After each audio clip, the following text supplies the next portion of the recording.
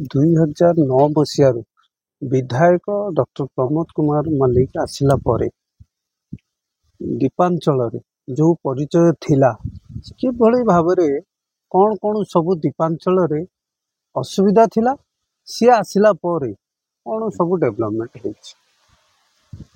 ମାନ୍ୟବର ବିଧାୟକଙ୍କୁ ମୁଁ ନମସ୍କାର କରୁଛି। ସିଏ 1999 ମସିହାରେ ଯେତେବେଳେ ନିଆଳି ନିର୍ବାଚନ ମଣ୍ଡଳୀ ଗଠିତ ହେଲା, ପ୍ରଥମ ବିଧାୟକ ଯେତେବେଳେ ହେଲେ, ସେତେବେଳେ ଆମର ଦୀପାଞ୍ଚଳର ରାସ୍ତାଘାଟର ସମସ୍ୟା ଏତେ ଥିଲା, ଗୋଟେ ଅଟୋ ଯିବା ପାଇଁ ବି ରାସ୍ତା ନଥିଲା। ମାନ୍ୟବର ବିଧାୟକ ଆସିଲା ପରେ ଏଇ ଯେଉଁ ନଦୀବନ୍ଧ ପ୍ରଶସ୍ତିକରଣ ଚାରିପଟେ ଯେଉଁ ବନ୍ୟାଞ୍ଚଳ ବୋଲି ଆକୁ ଦୀପାଞ୍ଚଳ ବନ୍ୟାଞ୍ଚଳ ବୋଲି ଲୋକମାନେ କହୁଥିଲେ, ଗୋଟେ ବନ୍ୟା ଯେତେବେଳେ ଆସିବ ଲୋକମାନେ ସେତେବେଳେ ରାତିରେ କେହି ଶୋଇପାରନ୍ତି ନାହିଁ। ସମସ୍ତେ ଯାଇକି ବନ୍ଧ ଉପରେ କୁଡ଼ିଆ ଘର କରିକିରି ଆଗୁଆ ସତର୍କ ରୁହନ୍ତି, ଏ ବନ୍ୟା ଆସିଲା ଘାଇ ଭାଙ୍ଗିବ ବିପଦ। ମାନ୍ୟବର ବିଧାୟକ ଆସିଲା ପରେ ସିଏ ପ୍ରଥମ ଆମର ଚତୁର୍ଦିଗ ଚାରିପଟ ଯାକ ଦେବୀଙ୍କ ଦୀପାଞ୍ଚଳର ନଦୀବନ୍ଧକୁ ପ୍ରଶସ୍ତିକରଣ କଲେ, ଯାହାଦ୍ୱାରା କି ବର୍ତ୍ତମାନ ଆମେ ବନ୍ୟା ଦାଉରୁ ମୁକ୍ତ ଅଞ୍ଚଳ ଇଏ ଆଉ ଧୋଇଆ ଅଞ୍ଚଳ ହେଇନାହିଁ। ବର୍ତ୍ତମାନ ବିଧାୟକ ଆସିଲା ପରେ ଆମର ଏଠି ପିଲାମାନେ ଯେଉଁ ସ୍କୁଲ କଲେଜ ଯେଉଁ ଯାଉଥିଲେ, ନଦୀବନ୍ଧରେ ବର୍ଷା ଦିନେ ଯିବା ବଡ଼ କଷ୍ଟ। ସାଇକେଲ ଗଡ଼େଇ ଗଡ଼େଇ ଗୋଟିଏ ସରି ରାସ୍ତାରେ ସାଇକେଲ ଗଡ଼େଇ ଗଡ଼େଇ ଏଠି ଏରଞ୍ଚ କଲେଜ ହଉ କସରଦା କଲେଜ ହଉ ପିଲାମାନେ ପାଠ ପଢ଼ି ଯାଉଥିଲେ। ବିଧାୟକ ଆସିଲା ପରେ ଏ ନଦୀବନ୍ଧ ସବୁ ପିଚୁ ରାସ୍ତା ହେଲା, ଗାଁ ଗଣ୍ଡାରେ ଚାରିପଟରେ ରାସ୍ତାଘାଟ ଯୁଆଡ଼େ ଦେଖିବ ରାସ୍ତା। ବର୍ତ୍ତମାନ ସବୁଆଡ଼େ ପ୍ରତ୍ୟେକ ଗାଁ ଭିତରକୁ ବି ବସ୍ ଯାଇପାରୁଛି। ଏ ସବୁ ବିଧାୟକର କାର୍ଯ୍ୟକଳାପ। ବିରୋଧୀଙ୍କର କିଛି ଏଠି କାର୍ଯ୍ୟ କରିନାହାନ୍ତି। କୌଣସି କାର୍ଯ୍ୟ ଏଠି ବିରୋଧୀ ଦଳ କରିଛନ୍ତି ବୋଲି ସେ ତାଙ୍କ ଛାତିରେ ହାତ ଧୋଇ କହିପାରିବେ ନାହିଁ। ଆପଣ କହୁଥିଲେ କି ଆମେ ଯେଉଁ କଥା ହଉଥିଲୁ ଯେଉଁ ଇଲେକ୍ଟ୍ରିର ସମସ୍ୟା ଥିଲା, ଇଲେକ୍ଟ୍ରି ସମସ୍ୟା 9 ମସିହା ପୂର୍ବରୁ ଆମର ଏଠି 110 ବଲ୍ ଜଳୁଥିଲା। ଏଠି ଆମର 100 ପାର ବଲ୍ ଲାଗିଲେ ଆମେ ମାନେ କେବଳ ତା ଯେଉଁ ଫିନାମେଲ୍ଟ ତାରଟି କେବଳ ଲାଲ ପଡୁଥିଲା। ଆମେ 110 ବଲ୍ ଟିଏ ଲଗେଇଲେ ଆମେ ବହି ପଢି ପାରୁଥିଲୁ। ବିଧାୟକ 9 ମସିହାରେ ପ୍ରତ୍ୟେକ ଗାଁରେ ଟ୍ରାନ୍ସଫର୍ମର ବୃଦ୍ଧି କଲେ। ଯେଉଁଠି 60 ଥିଲା କେଉଁଠି 100 ଥିଲା, ଗୋଟେ ଗୋଟେ ଗାଁରେ 2-3ଟି ଲେଖା ଟ୍ରାନ୍ସଫର୍ମର ବସେଇଲେ। ଏଠି କସରଦାରେ ଗୋଟେ ଗ୍ରିଡ୍ ସବଷ୍ଟେସନ କଲେ, ଯାହାଦ୍ୱାରା କି ଏଠି ବର୍ତ୍ତମାନ ପ୍ରତ୍ୟେକ ଘରେ ଏସି ବି ଲାଗିଲେ ଚାଲୁଛି। ଭୋଲ୍ଟେଜ ସମସ୍ୟା ଏଠି ନାହିଁ। ସ୍କୁଲର ଯେଉଁ ଅବସ୍ଥା ଥିଲା, ମାନେ ଆଜବେଷ୍ଟସ ଘର ଥିଲା, ଚାଳ ଘର ଥିଲା, ମାଟି କାନ୍ଥ ଥିଲା।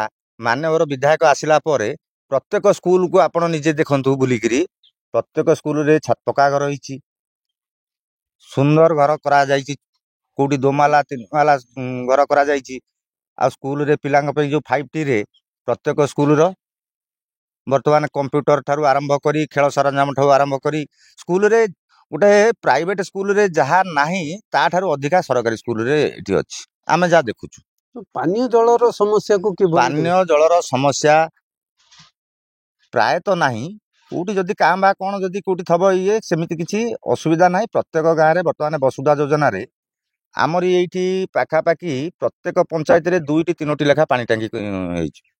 ଏଠି କୁଳଶ୍ରୀରେ ଗୋଟେ 2 ଲକ୍ଷ ଲିଟରର ଟାଙ୍କି ଚାଲିଛି। ଏରଞ୍ଚରେ ଆମର ଏଠି ଗୋଟେ 2 ଲକ୍ଷ ଲିଟର ଟାଙ୍କି କମ୍ପ୍ଲିଟ୍ ହେଇଛି।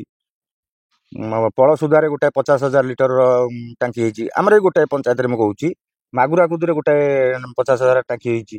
ଖରିବିଲିରେ ଗୋଟେ 50,000 ଲିଟରର ଟାଙ୍କି ହେଇଛି। ଏମିତି ପାଖାପାଖି ଏଠି ଅଳତଳଙ୍କ ଠାରୁ ଆରମ୍ଭ କରି ବରିଶଣ, କସରଦା ହଉ, ସିଠାଳ ହଉ, ଏକବର ହଉ, ଯୁଆଡ଼େ ଦେଖିବେ ପାଣି ସମସ୍ୟା ପ୍ରାୟତଃ 90% ଉର୍ଦ୍ଧ୍ୱ କମ୍ପ୍ଲିଟ୍ ହେଇଯାଇଛି। ଆଉ କାଁ ଭାଁ କୋଉଠି ଟିକେ ଟିକେ ଯାହା ଅଛି ପ୍ରାୟ ସରିଯିବ।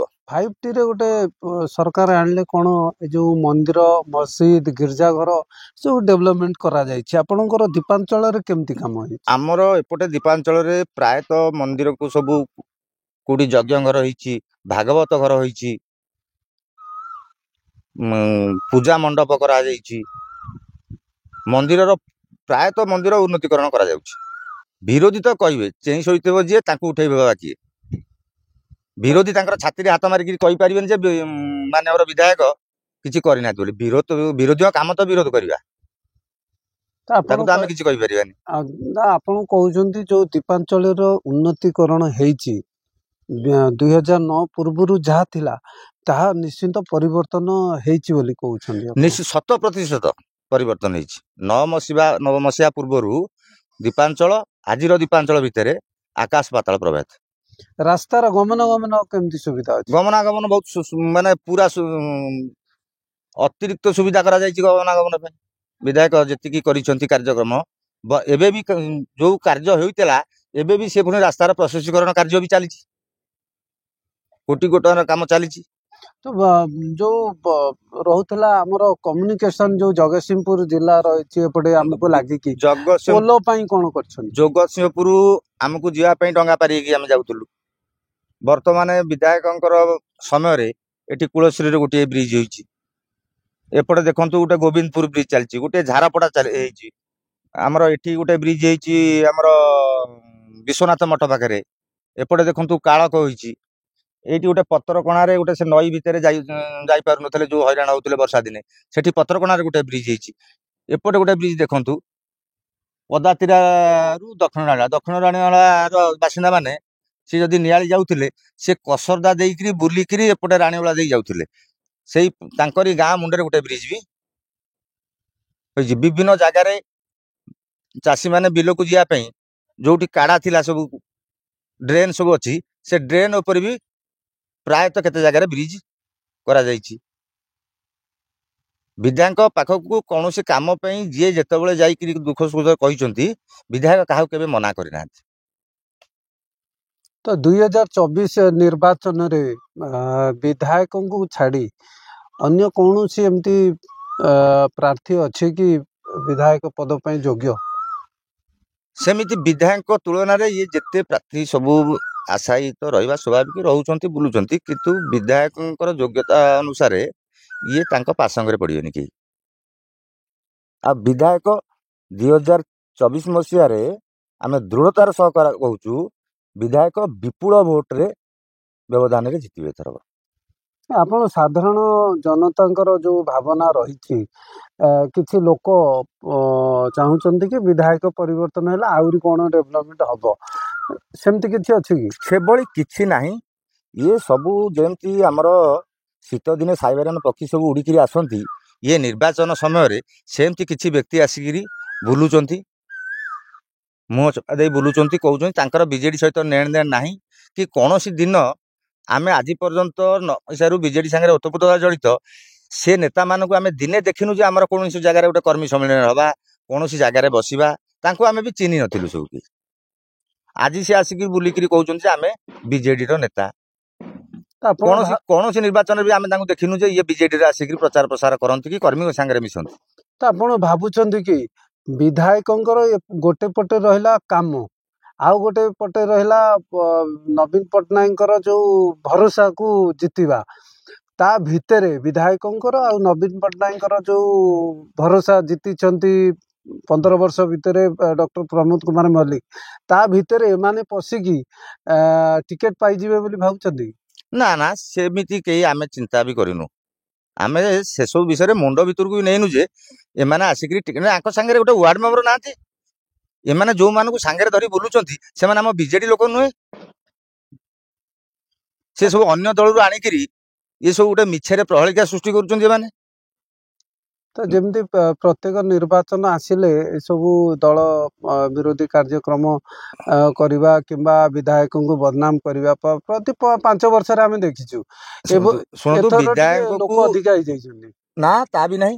କିଛି ବ୍ୟକ୍ତି ବିରୋଧୀ ତାଙ୍କ କାମ ହେଲା ବିରୋଧ କରିବା, କିନ୍ତୁ ବିରୋଧଟା ସେମାନେ ସତ୍ ମାର୍ଗରେ କରୁନାହାନ୍ତି, ଅସତ୍ ମାର୍ଗରେ ବିରୋଧ କରୁଛନ୍ତି। ତାର କିଛି କୌଣସି ପ୍ରଭାବ ମାନ୍ୟବର ବିଧାୟକଙ୍କ ଉପରେ ପଡ଼ିବାର ନାହିଁ କି ବିଜେଡି ଦଳ ଉପରେ ପଡ଼ିବାର ନାହିଁ, କୌଣସି ବିଜେଡି କର୍ମୀ ବି ସେ କଥାକୁ ଭ୍ରୂକ୍ଷେପ ବି କରନ୍ତି ନାହିଁ। ମାନ୍ୟବର ବିଧାୟକ ଆସିବା ପରେ ଆପଣ ଜାଣିଥିବେ 9 ମସିହା ପୂର୍ବରୁ ଏ ଦୀପାଞ୍ଚଳ ଥିଲା, କୋଉ ଅବସ୍ଥାରେ ଦୀପାଞ୍ଚଳ ଥିଲା, ଲୋକ ରାତିରେ ଯିବାକୁ ଭୟଭୀତ ହେଉଥିଲେ। ଆଜିକା ଦିନରେ ଦେଖନ୍ତୁ ଲୋକ ଏଠି ନିର୍ଭୟରେ ଯାତାୟାତ କରୁଛନ୍ତି। ବିଧାୟକ କ୍ରାଇମକୁ ତୀବ୍ର ବିରୋଧ କରନ୍ତି। ସେ କୌଣସି କ୍ରାଇମ କଥା ଉପରେ ସେ କୌଣସି ଦିନ କାହା ପାଇଁ କୋଉଠି ଜାଗାରେ ଠିଆ ହୁଅନ୍ତୁନି କି କାହା ପାଇଁ ଫୋନ କରନ୍ତିନି, ସିଏ ଏସବୁ ଜିନିଷରୁ ବହୁତ ଦୂରରେ ରୁହନ୍ତି। ବିଧାୟକଙ୍କ ସାଙ୍ଗରେ କୌଣସି କ୍ରାଇମର ଏତେ ଏମିତି ନାହାନ୍ତି। ବିଧାୟକ ଆସିବା ପରେ 9 ମସିହାରୁ ଆଜି ପର୍ଯ୍ୟନ୍ତ ଦେଖନ୍ତୁ ନିଆଳି ନିର୍ବାଚନ ମଣ୍ଡଳୀରେ ପ୍ରାୟତଃ थाना मानकरे देखिए जोटी भी देखिए एमती काँ भाँ गाँ गंडे कहीं भाई साई जमी बाड़ी लगे जमी किसी काँ भाँ गंडल थाए ना आगर से परिस्थिति आउ नाही। तो अत्यधिक 9 मसीहा पूर्व बमिंग मर्डर सब होता से सब विधायक आसला समस्त से जबत कर देइछन्ति। तो निहाती 2024 रे आपण भी चाहूचंती आपणकर दीपांचल चाहूची कि मान्यवर विधायक चतुर्थ थर विधायक हंतु सारा दीपांचल रे विधायक विपुल जनसमर्थन अच्छी आपण माने याकू भोट रे भी देखि परिबे। आमे वर्तमान अच्छु तांकरी जो जन्म माटी रे अच्छु आमे तो कहवा नियाली होची तांका जन्म माटी किंतु तांकर जो माँ माटी रही आमे सेठी रही तांकर स्कूल रे जोटी प्रथम से हेडमास्टर थिले कौन कहिबे तांकरी निज जन्म माटी किंबा गाँ रु कौन रहिबो आपनकर स्वर। आमर विधायक अति भद्र उच्च शिक्षित खोला लोक कहा पछपटे सी कहती नहीं जहाँ कहती मुहे मुहे जो कम हो पार से सीधा सड़क कह जो कम न हो पार से क्या भाया मिछ प्रतिश्रुति दिखती नहीं जमी आगु नेता मैंने दौले मिछ प्रतिश्रुति दौले हाँ फोन नक भी मिछे कहीदे आम फोन करदेचु जा कथा हवा आम विधायक से चरित्र लोक नुहति नियाली दीपांचलवासी प्रति अकुंठ समर्थन रही यह भी जून 4 तारिख जो दिन भोट गणति हम आपण मैंने देखिपारे दीपांचल केते समर्थन देछि विधायक अद्भुतपूर्व समर्थन विधायक अच्छी कौन कहे आसंता निर्वाचन 2024 जो निर्वाचन रे बारंग कंटापड़ा और नियालीवासी Niali block Kantapada block Barang block रो जनसाधारण मानक मु विनम्र निवेदन करुच्ची आमे माने प्रथम विधायक सांगे अच्छु आज पर्यंत भी अच्छु आग को भी रहिबु आपण माने दृढ़ भाव में रुहतु विधायक को एथरक 9 मसीह जमती 50,000 ऊर्ध्व भोटे जीति 24 मसीह से रेकर्ड को केमिति आमे अतिक्रम करवा से सबु भोटर्स मान को आमे निवेदन करुचु विधायक विकास कार्य को देखंतु विधायक पछरे छिड़ा हुंतु विधायक को विपुल भोटे जितेबा आमे समस्त भोटर मान को अनुरोध करुचु। इनके